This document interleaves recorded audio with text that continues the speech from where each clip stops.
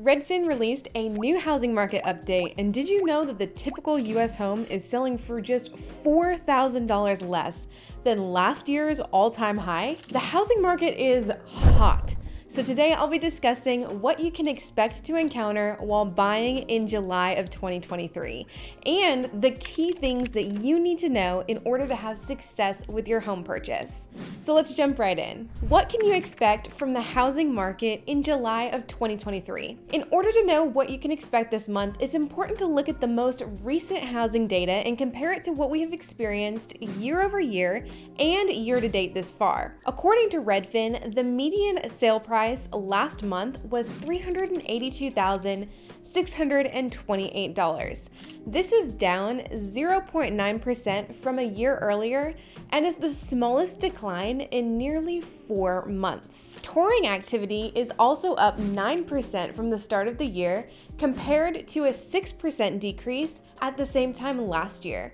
This means that there are more home buyers out there looking for a place to buy. What's interesting though is that the total number of homes for sale declined 11%, the first double-digit drop in over a year. On top of this, 32% of homes that went under contract had an accepted offer within the first 2 weeks on the market. This is down only slightly from 35% a year ago. Homes that sold were on the market for a median of 27 days, the shortest span in the last 10 months. As a home buyer, I really want you to understand this one.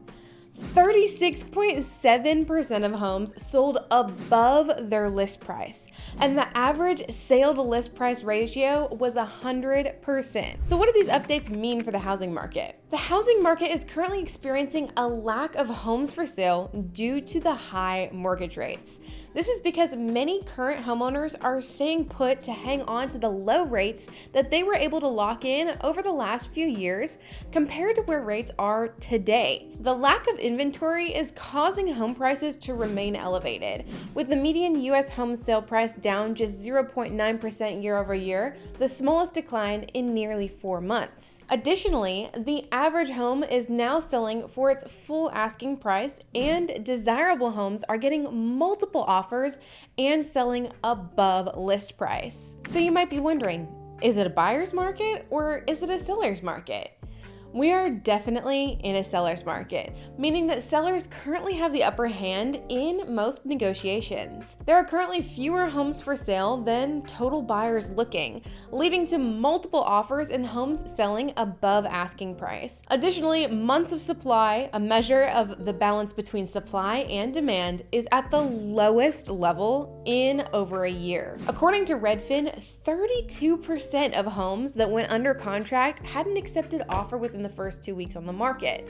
These are all indicators of a seller's market. With all of this being said, you may be wondering, who can afford to buy a home right now? Buyers who have enough money to cover their own down payment, pay their own closing costs, and who are not contingent upon selling a house in order to buy are going to have the best chances of being successful in this market. In a market where the average home is selling for its full list price, cash is absolutely king.